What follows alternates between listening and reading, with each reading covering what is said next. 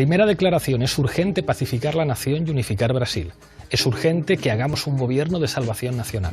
Segunda declaración: ¿por qué JBS realiza donaciones a las campañas electorales? Porque creemos que participando podemos apoyar a partidos y candidatos que, si ganan, podrán contribuir a que tengamos un mejor país. Es una ganancia de un valor extraordinario. La primera es una declaración de Michel Temer, tras la destitución de Dilma Rousseff. La segunda, de Wesley Batista, el magnate de la industria cárnica que, tras hacer pagos indebidos a cargos públicos, ha protagonizado las escuchas contra el presidente brasileño. Estas dos declaraciones sirven para entender lo que está sucediendo en Brasil, un parlamento al servicio de los intereses particulares de un grupo de empresarios. Hoy hablamos de Brasil.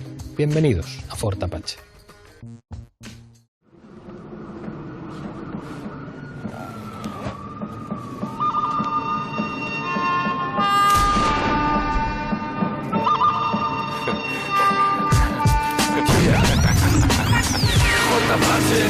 Fort Apache.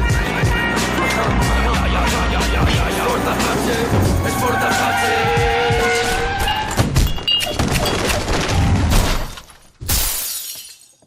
Esta noche en Fort Apache hablamos de Brasil. Para ello contamos con 6 invitados. A mi izquierda, José Manuel Martín Meden, periodista, uno de los habituales. Muchísimas gracias por estar aquí. Gracias por la invitación. No falta nunca Fort Apache cuando hablamos de Brasil. Beto Vázquez, politólogo, analista brasilero, muchísimas gracias por venir. A vosotros. Se estrena en el programa Violeta Martín, de la Secretaría Internacional de Podemos. Bienvenida. Muchas gracias. Nos acompaña también Adrià Benítez Dumont, analista, periodista, otra de las habituales de Fort Apache. Gracias por estar aquí. Gracias por invitar. Raúl Sánchez Cedillo, de la Fundación de los Comunes. Bienvenido una vez más. Gracias por invitarme. Y cierra la mesa Jorge Fonseca, profesor de Economía Internacional y Desarrollo en la Complutense. Gracias por estar aquí. A ti, gracias por invitarme. Enseguida empezamos el debate, pero antes, en el punto de mira. Las protestas contra las políticas neoliberales del gobierno de Temer se han sucedido en las principales ciudades brasileñas. Las manifestaciones terminaron con violentos enfrentamientos con la policía y con las Fuerzas Armadas. Temer está contra las cuerdas después de que la Corte Suprema abriera una investigación sobre su presunta participación en delitos de corrupción, obstrucción a la justicia y organización criminal. Toda la oposición y varios partidos que forman la base de su gobierno piden su renuncia. Sin embargo, el mandatario se niega a dejar el cargo que ocupa desde que Dilma Rousseff fuera apartada por el Congreso el pasado mes de mayo. Esta noche, en Fort Apache, hablamos del futuro de Brasil.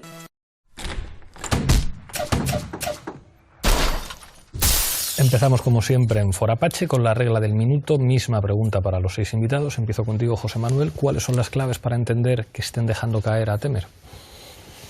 Bueno, a mí me parece que para entender la crisis de Brasil hay que considerarla como una de las 3 operaciones estratégicas que puso en marcha la administración Obama para intentar recuperar América Latina, operaciones que estaba previsto que fueran continuadas y culminadas por la candidata Hillary Clinton y que ahora estamos a la espera de ver qué es lo que decide el que ganó, el presidente Trump.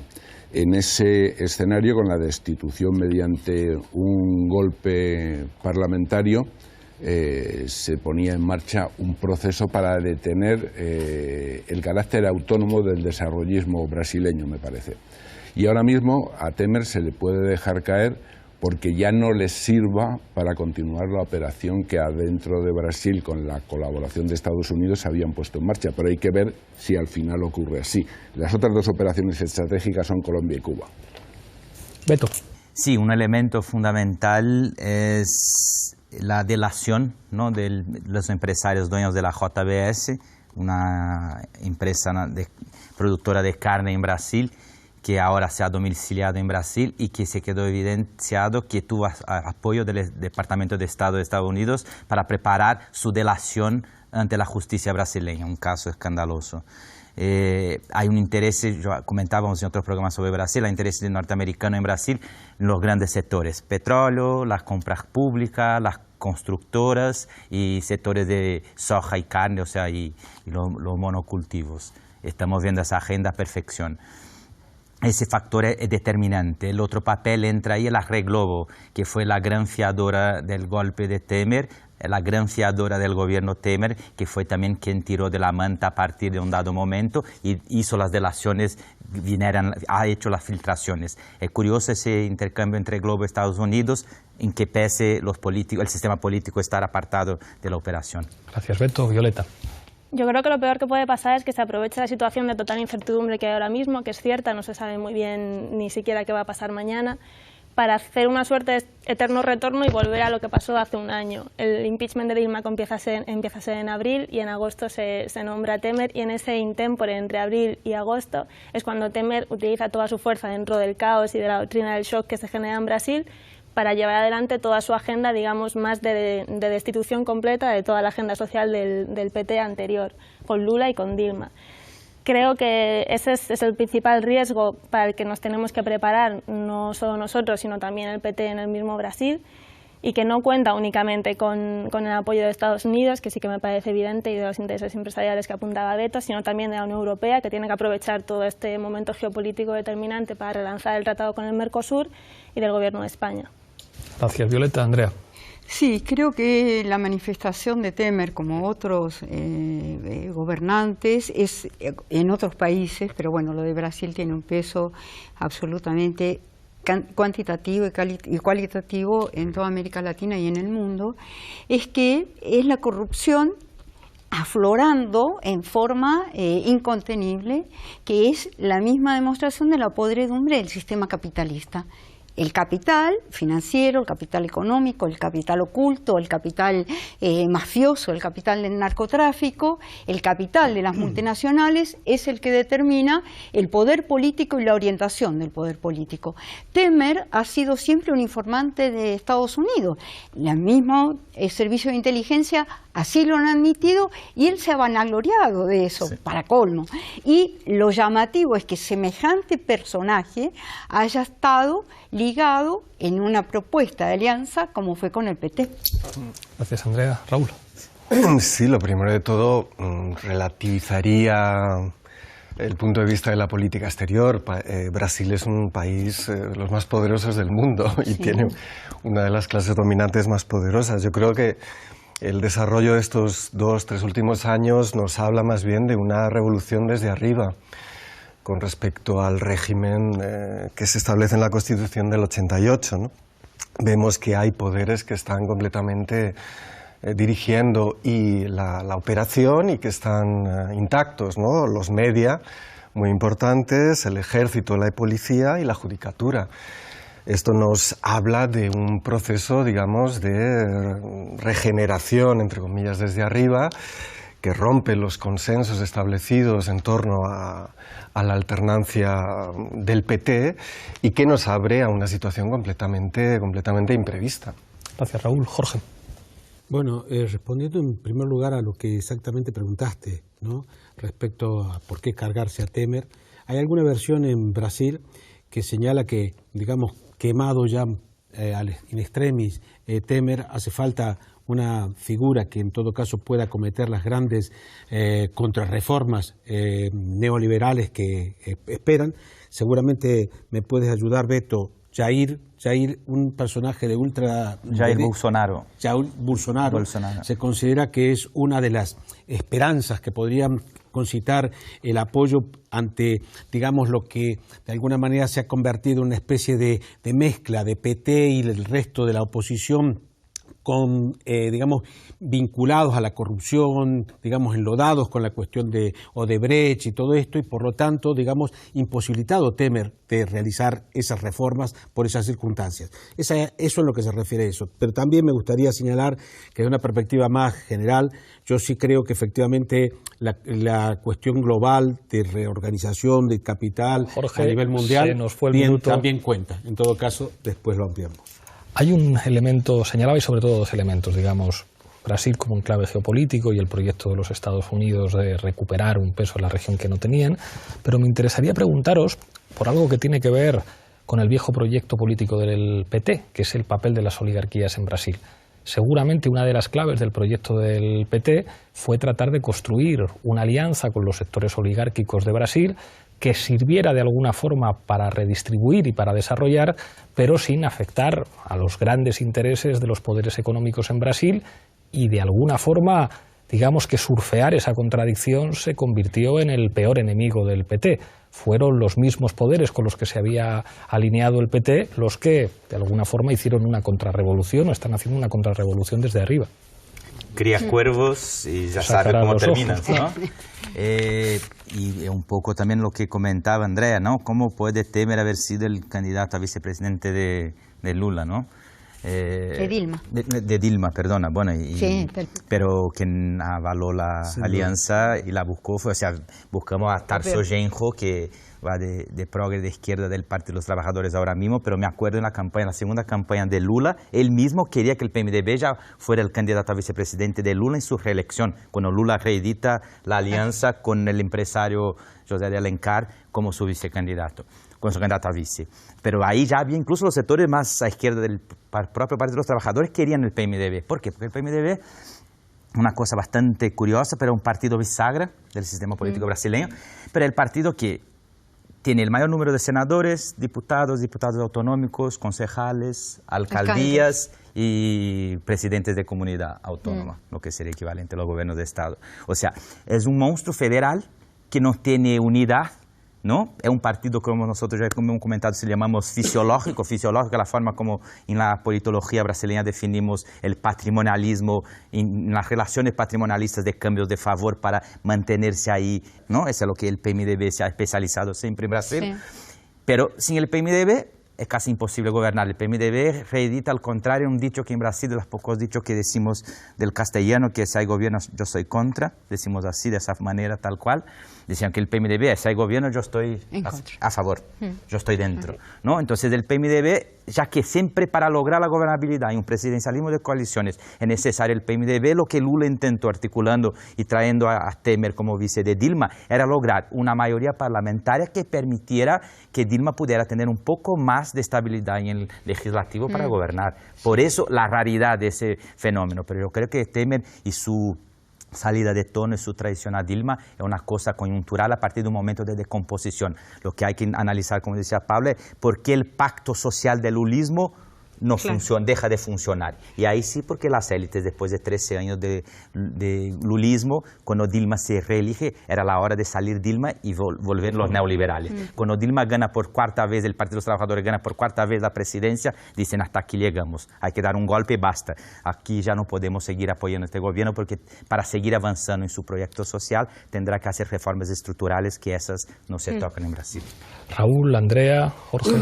Sí, yo creo que siempre tenemos que volver a remitirnos digamos, al punto de inflexión. El punto de inflexión es justamente las consecuencias de la crisis sistémica en el continente y los levantamientos, como en el ciclo 2011, que en Brasil es junio de 2013. Ese es el punto capital, porque ahí tenemos que el primer compromiso de Lula, que fue, y es algo que ha repetido, si os miráis la comparecencia de Lula con Moro, que dura 5 horas, y dice al final que le pide por favor que le deje de hacer una declaración política.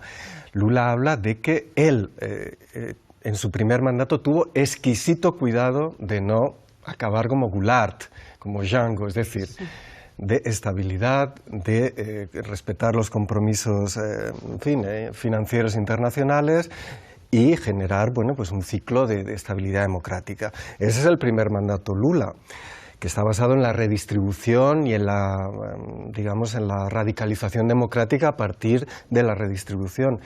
El segundo es el del desarrollismo, que es este compromiso con las grandes empresas industriales y con vamos, el lanzamiento de Petrobras, que se enfrenta con la gran crisis. Y ante esa, digamos, imposibilidad de desarrollar eso sin entrar en un ciclo de endeudamiento clásico, ¿no? La respuesta al movimiento de junio, que es justamente buscar otro tipo de desarrollo, buscar un vínculo entre democracia para la inmensa mayoría de los subalternos. Insisto, tenemos que insistir siempre en que Brasil es una democracia esclavista, es una democracia que no ha conseguido todavía resolver el problema de la esclavitud y el problema de la línea de color y la inmensa desigualdad que tiene. en vez de asumir eso, que inevitablemente habría llevado al PT a un terreno muy peligroso, pero un terreno en el que se jugaban alternativas reales constituyentes, optó por encerrarse en el aparato del Estado, encerrarse en los compromisos de estabilidad que había cerrado con el PMDB fundamentalmente, pero también con los evangelistas, etcétera.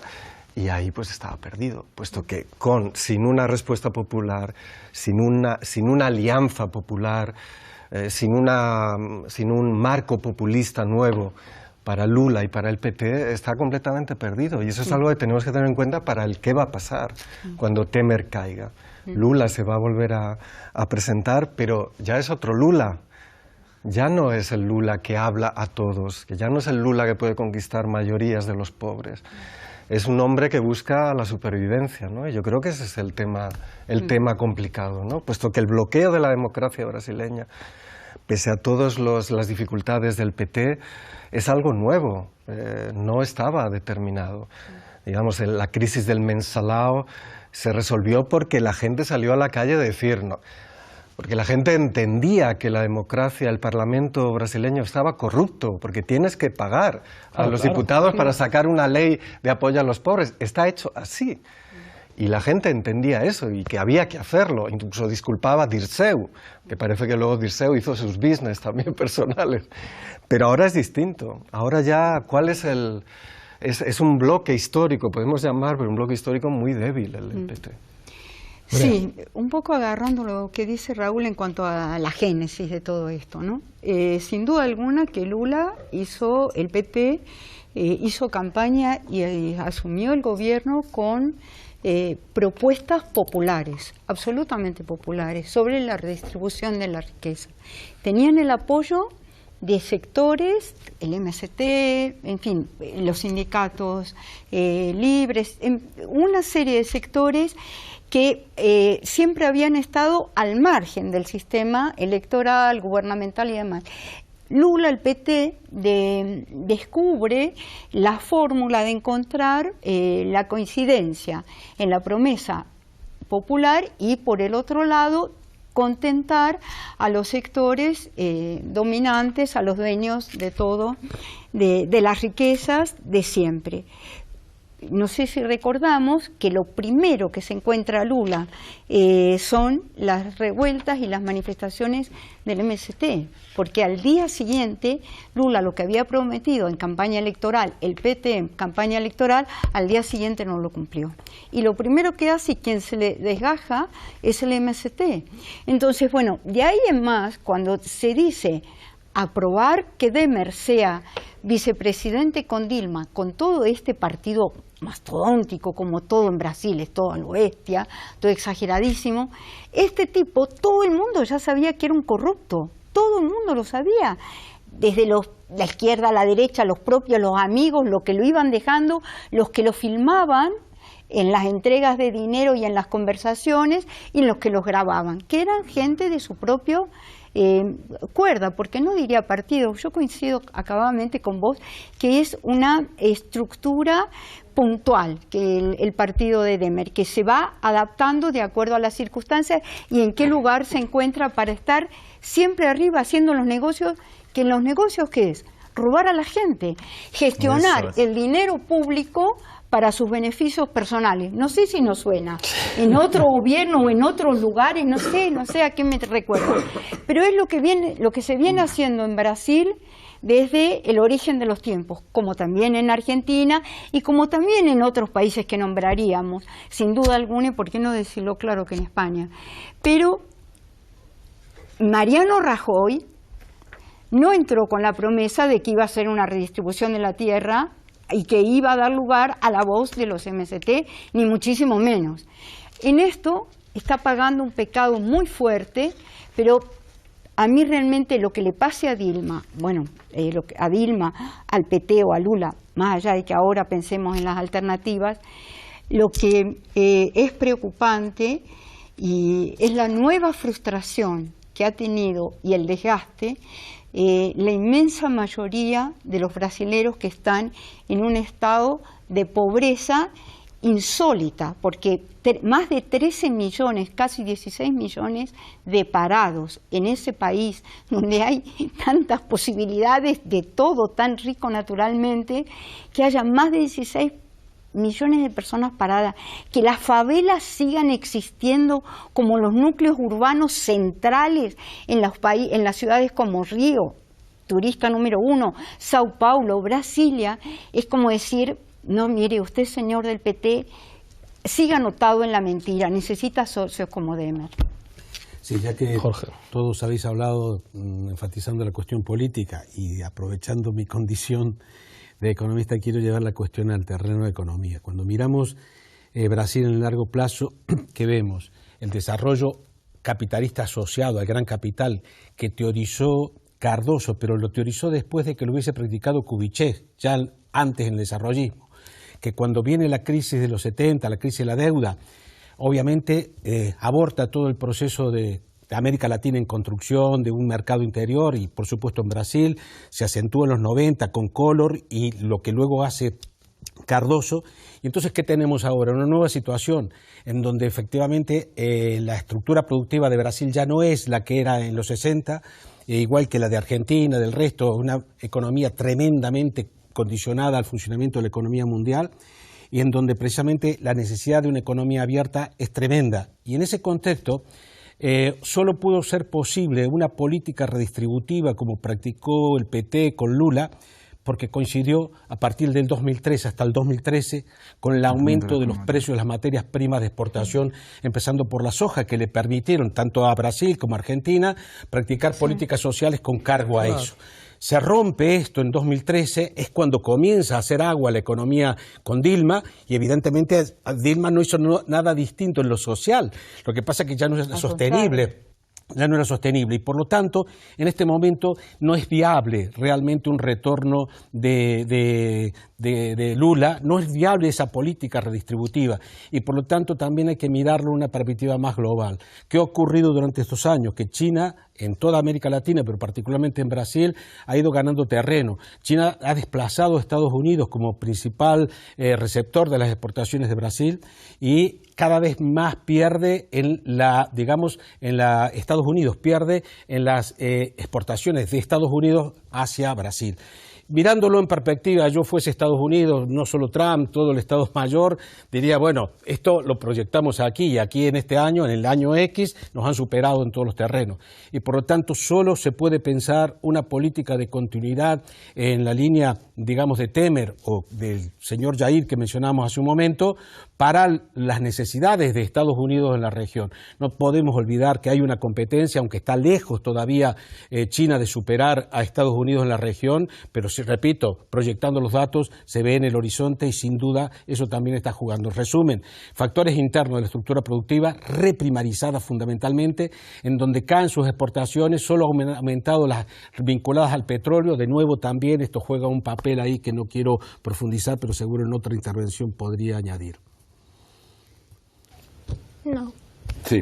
Bueno, yo me encanta no soy... que os automoderéis en este programa. Esto en cualquier tema.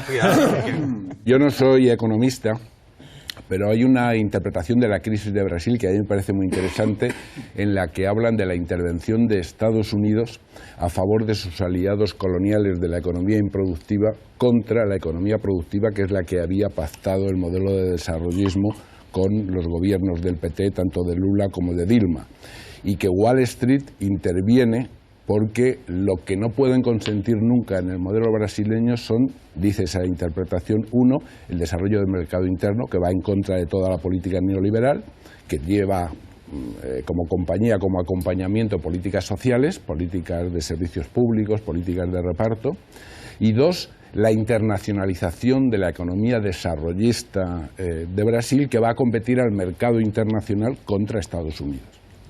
Y que ahí se produce la intervención con importantes intereses económicos. Yo creo que es una interpretación que hay que tener en cuenta porque a lo mejor en Brasil, y yo creo que ocurre en todos los países, la gran oligarquía no es siempre unánime en sus objetivos y en sus políticas, y puede haber una división que a lo mejor no estamos viendo en la superficie, pero que sí está operando en el fondo.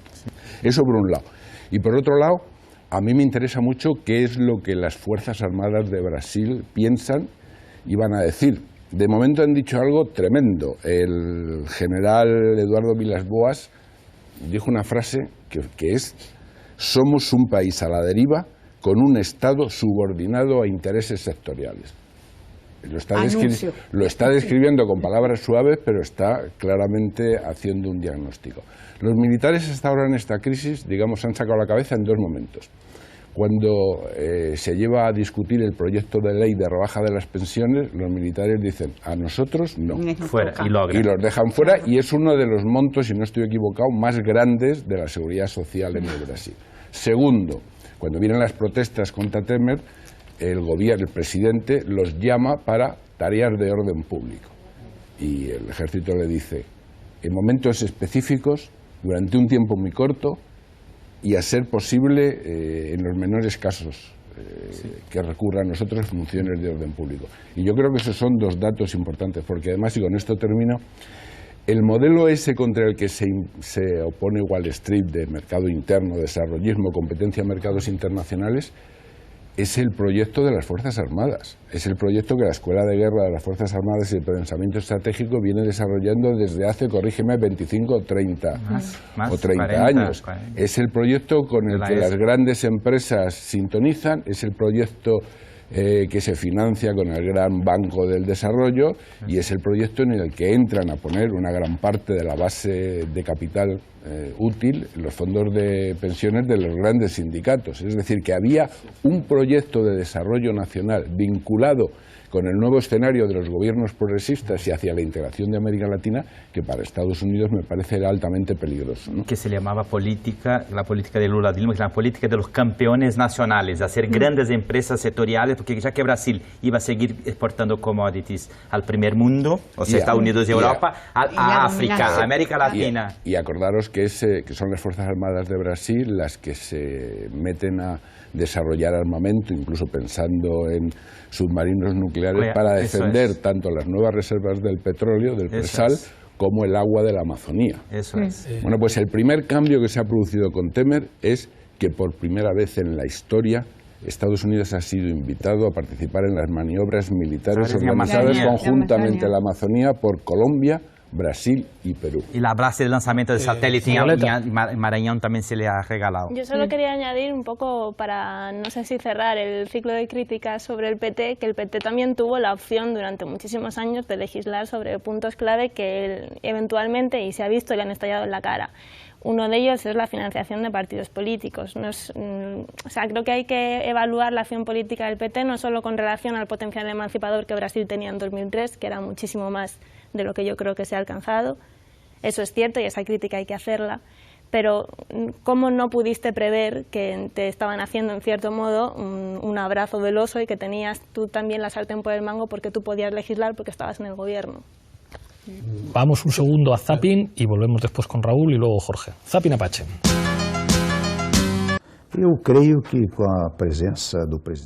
Creo que con la presencia del presidente Mariano Rajoy en Brasil, esta relación comercial se va a intensificar enormemente en beneficio de Brasil y de España.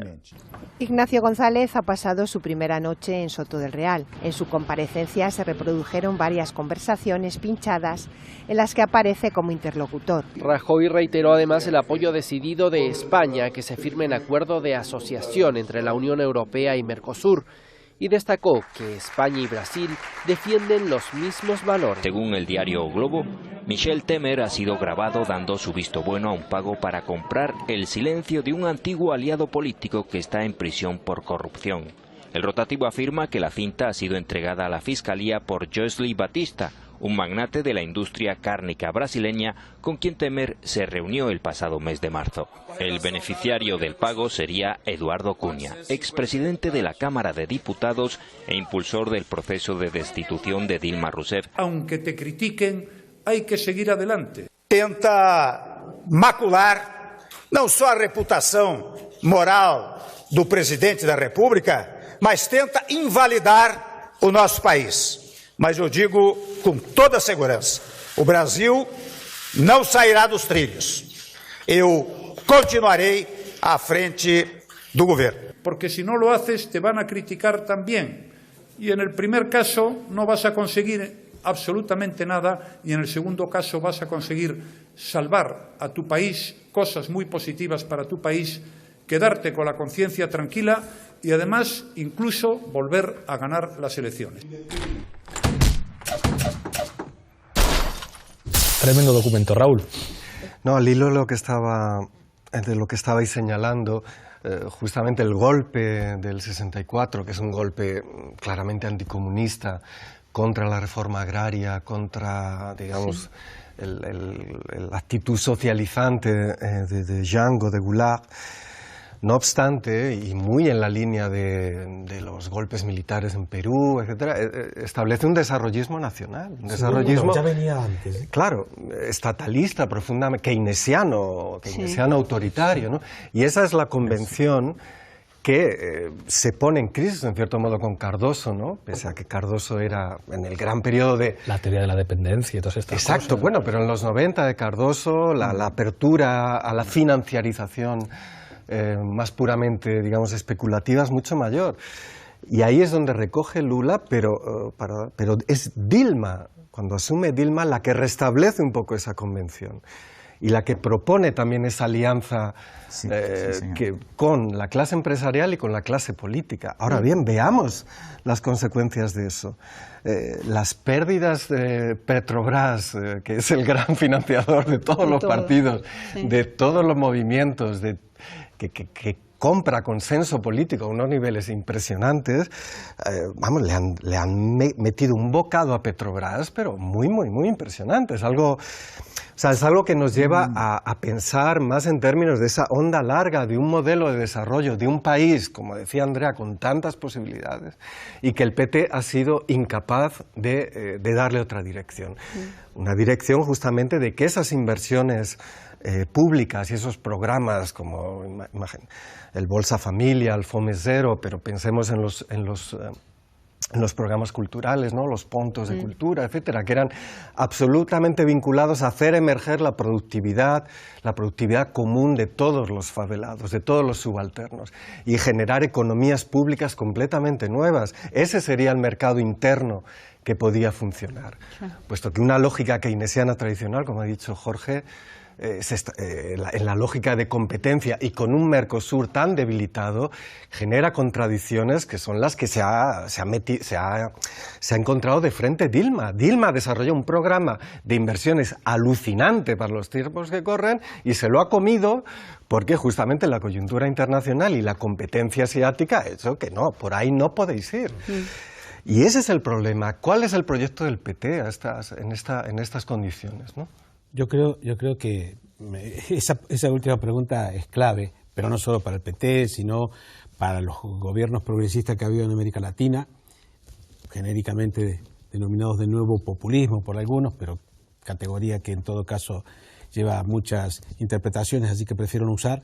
Y en ese sentido yo creo que evidentemente la política explica muchísimas cosas. Cualquiera que conoce la trayectoria de Dilma, me refiero, Dilma, economista de Campinas, del centro de producción crítico, he tenido mucha relación con ese centro, conozco de muy primera mano gente, es una persona que no se cree en absoluto las decisiones que ha adoptado en términos económicos, la ha adoptado con el agua al cuello. ¿Qué quiero decir? Que evidentemente ahí tenemos que pensar que efectivamente los condicionantes económicos globales de la economía mundo operan de una manera tal que limitan muy seriamente cualquier voluntad, independientemente de que a lo mejor no se la tuviera. Pero yo no caería, José Manuel, en la interpretación más bien conspirativa de Wall Street, sino que precisamente de interpretar, y es lo que a mí me importa, interpretar cuáles son los límites de estos capitalismos periféricos, de los gobiernos, que en última instancia cuando uno mira la trayectoria, yo lo he hecho, desde 1870 hasta hoy, ¿qué es lo que ve? Los que se encaramaron primero en aquel momento, Argentina, Uruguay y Chile, siguieron siendo los primeros hasta hoy. Brasil, que estaba entre los quinto, sexto en términos de condiciones de desarrollo, siguen estando hoy. Hoy el PIB per cápita en poder adquisitivo de Brasil es el mismo que de China, muy por debajo de Argentina. Es decir, ¿qué quiero señalar? Nosotros hablamos de Brasil como una gran potencia, pero es una cuestión de negocios, no es la cuestión de la gente que vive ahí. Las condiciones de vida no se miden por el tamaño de la economía, que es la séptima economía del mundo. No, se miden en todo caso por el PIB per cápita y en todo caso otras condiciones sociales. Obviamente que en los contextos de que, digamos, hay viento a favor, como se dice, el aumento de los precios de las materias primas, se pueden hacer políticas sociales. Pero en este orden lo que creo que se ha puesto en evidencia, y no es que yo quiera ser, digamos, un radical que dice no hay salida, no, pero lo que se ha puesto en evidencia es que en el capitalismo realmente los atajos son muy pequeños. Y en ese sentido lo que quiero señalar cuando digo Wall Street, no, es el capitalismo global desde los 70, la gran reestructuración de los 70, que devuelve a América Latina la situación que tenía a finales del siglo XIX.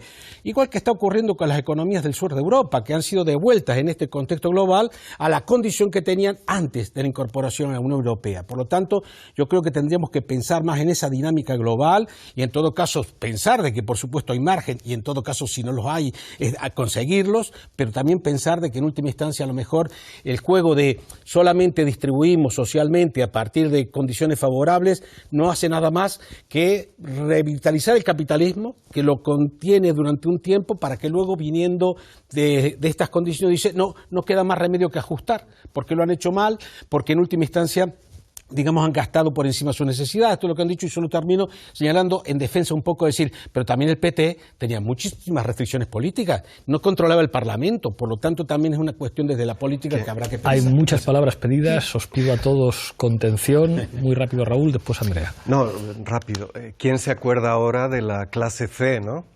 Que hemos hablado en otros.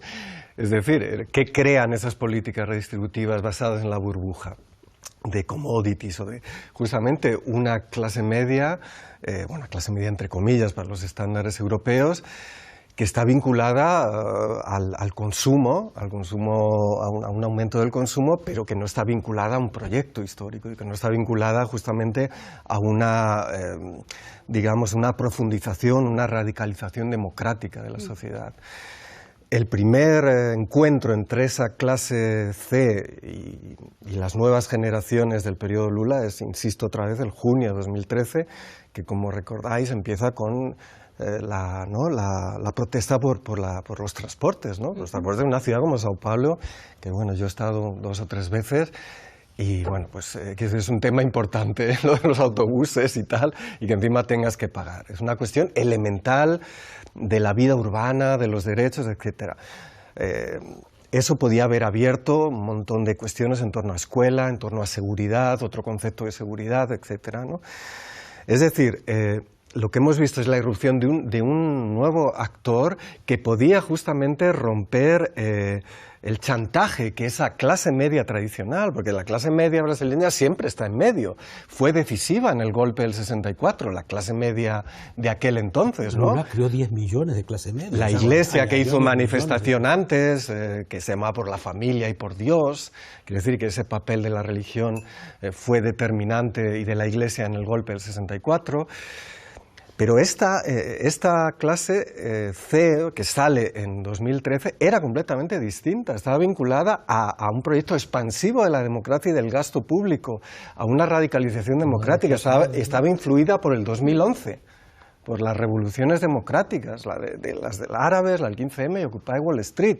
Un ciclo global que impacta en Brasil, igual que también los foros sociales mundiales, refuerzan enormemente el primer proyecto Lula, ¿no? El error absoluto, y vuelvo a insistir en esto, de no haber entendido que justamente frente a ese ciclo global recesivo tú tenías que abrir un nuevo ciclo global de derechos en un país como Brasil, no haberlo entendido, ni siquiera alguien como Tarso Genro, que hace un análisis completamente paranoico de que esto era el principio del fascismo, es algo que, en fin, que yo creo que para toda la izquierda latinoamericana es una tarea pendiente, cómo el crecimiento económico, las coyunturas económicas se utilizan para transformar la constitución material del país en términos de luchas y contrapoderes. Exacto. Sí, lamentablemente no estamos hablando de la posible revolución de pasado mañana o dentro de 2 años ni de 3 años.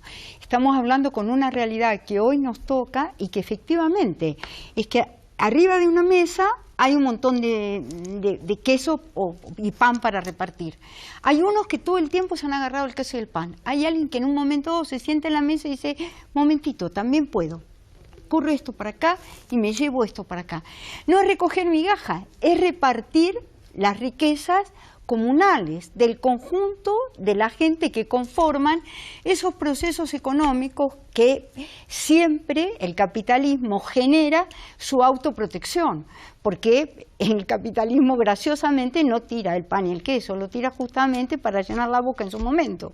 El problema es la astucia y la voluntad política de no quedarse abrumados de que es el mercado el que determina la vida de los seres humanos, sino que quitamos la condición absoluta de la humanidad y bueno, es solo mercancías y por ende, por eso en Brasil hay tantos seres que sobran, tanta gente sobrante, como también son los millones de pobres en Argentina, que por cierto se han multiplicado en los últimos tiempos. Los pobres que engendra permanentemente el capitalismo son los seres sobrantes. Sobre los seres sobrantes, el PT tenía un programa de devolverles la condición humana y dar derechos a ejercerlos. La gente no sabía lo que era la seguridad social. No tenía seguridad social. Los hospitales públicos, Beto bien me puede corregir, eran una parte más de una favela. No existían como tal, estaban las clínicas privadas para todos los ricos del mundo mundial, inclusive para la clase media y todos los artistas de Hollywood y de distintos lugares que se iban a hacer las grandes cirugías estéticas. Claro, fue puntero por eso, en un momento era ridículo que Brasil era puntero por cirugías estéticas y por las líneas blancas de electrodomésticos que le reventó a Alemania su línea de venta en toda América Latina. La tomó Brasil, porque Brasil es verdad, es un mastodonte, pero en lo político, en lo humano, en lo económico, y que en su momento hubo que reequilibrar mucho en el Mercosur para que no sea Brasil el único peso grande conductor del conjunto de la idea de lo que se pretendió con el Mercosur. Pero bueno, vuelvo a mi idea, es que si bien estamos lamentablemente en el capitalismo, no podemos hacer la anunciación de una futura inmediata revolución. No somos mercancías, los seres humanos no son mercancías y no hay que ajustarse a las reglas del mercado. Y ahí están las manifestaciones en Brasil, multitudinarias, jamás vistas. Una abuela que hace 20 años no se veía, con un 80% de seguimiento en Brasil, en Brasilia 80%, en Sao Paulo el 100%. Es impresionante. Esa ciudad que pare un 100%, eso significa que la gente, es verdad, dijo basta, quiero esto, quiero los derechos. Mandó Dilma a la reunión del LGTB. No fue ella, porque ella no firmó las leyes que le había presentado el colectivo de lesbianas, gay, bisexuales y transexuales, no firmó los acuerdos, mandó a la ministra correspondiente que la sacaron a zapatazos. Es decir, no estamos hablando de economía, estamos hablando de reconocimiento de derechos, de poner a la gente en su lugar protagónico, en el lugar del respeto que merecen. Ni Dilma lo hizo.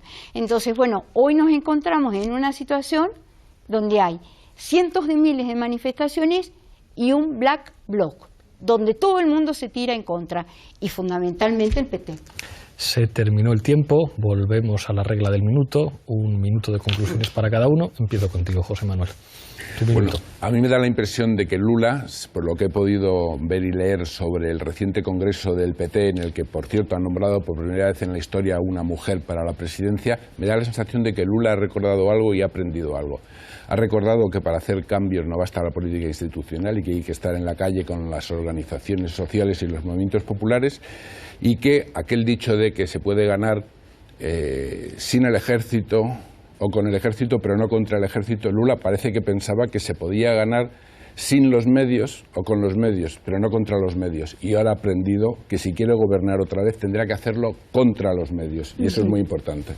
Beto. Yo creo que la situación de Brasil es de una descomposición política tal que el grado de incertidumbre, aunque te lleve a pensar escenarios muy sombríos, por otro lado te permite posibilidades si hay capacidad de actuar con inteligencia interesantes. Temer era el alumno bueno. Estaba regrediendo 100 años en uno, ¿no? Que era su eslogan. Entonces, aún así, le intentan dar un golpe dentro del golpe. Algo pasa de raro, pero no se ha combinado eso con la población. La gente está en las calles, empieza a aumentar la presión por las directas ya. Yo creo que esa tiene que ser la línea. La gente tiene que presionar para restituir el bien principal si queremos pensar el futuro del país, que es la democracia. Y eso solo se hace con el voto. Está abierto el escenario, la presión social está en la calle y el gobierno que hace la reforma está en una situación de descomposición donde los sectores oligárquicos querían hacer una transición sin pueblo, con elecciones indirectas. La pelea es que la gente pueda volver a votar y elegir su futuro. Hay posibilidades. Violeta. Creo que más allá de la crítica al PT, que sí que era muy necesaria, ahora mismo Brasil tiene un gobierno que es de solo hombres y solo hombres blancos. Se han suprimido todos los organismos ministeriales para la protección de derechos humanos, para la protección de derechos de las mujeres. Se ha intentado restringir todavía más el derecho al aborto para las mujeres. Se ha suprimido el Ministerio de Cultura, solo tras una fuerte lucha se ha logrado volver a imponer. Se parece de manera muy cómica y no tanto porque no dan ninguna risa a lo que estamos viendo aquí con Mariano Rajoy, y es muy preocupante que la situación en general no esté levantando más ampollas ni por parte del gobierno ni por parte de los partidos de la oposición, con excepción de Unidos Podemos. En ese sentido, lo que pasa en Brasil, porque es el corazón continental de América Latina en algún caso, delimitará mucho. Bueno, hay otros corazones, ¿sí?